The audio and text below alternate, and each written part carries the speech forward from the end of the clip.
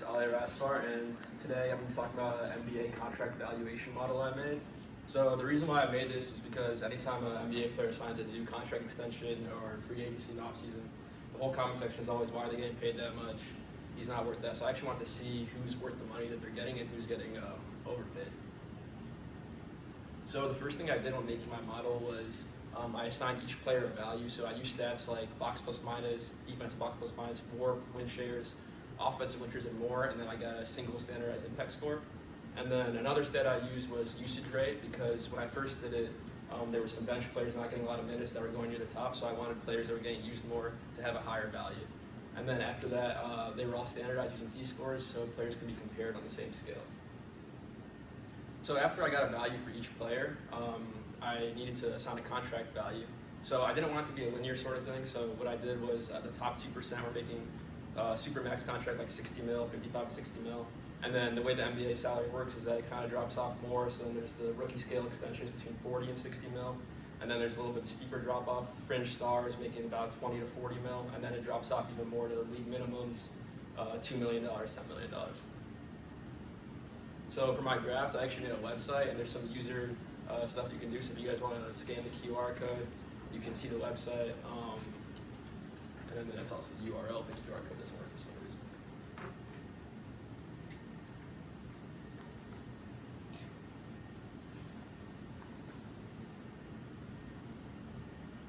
So if we can first go to the salary graph.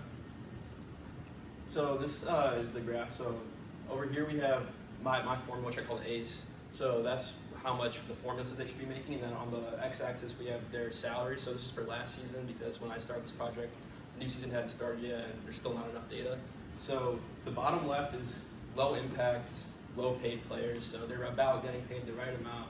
And then if we look, that top left data point is Alperen Şengün. So he was getting paid $5 million last year. The formula says he should be making $50 million. So that's probably a big reason why Houston was a 2 seed last year. They got a guy making $5 million whose value is 10x that. And then if we go along the line, this is how much players should be getting paid in the formula. So it's pretty much an accurate contract. So if we go all the way to that top right data point on the line, that's Steph Curry. So he was making $55 million last year. The formula said $56 million, so it's pretty accurate. But then if we go to that bottom right data point, you got Bradley Beal, the guy that's on the cover, pretty much robbing the Suns out of $50 million.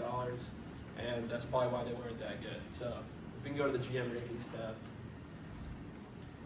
So this tab just kind of shows what GMs and teams were getting the most value out of their players. So number one ended up being OKC, which is pretty interesting because they ended up winning the finals.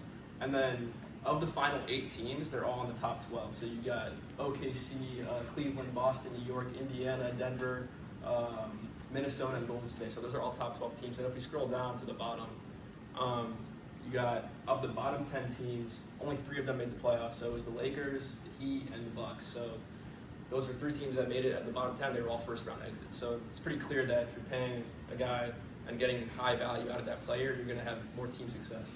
So if we go to the next tab, team stock distribution. So first I want to look at the OKC graph. So as you can see, you have Shea making 23%, I believe. So, and then if you look on the right side, he should be making 16% according to the formula. So the formula, I don't want to spoil the rankings, but the formula has him as the second most impactful player, but he's still making less. This is because OKC had so much value from their team that they should have a more even distribution according to the formula. And then if we can scroll down to Phoenix's distribution.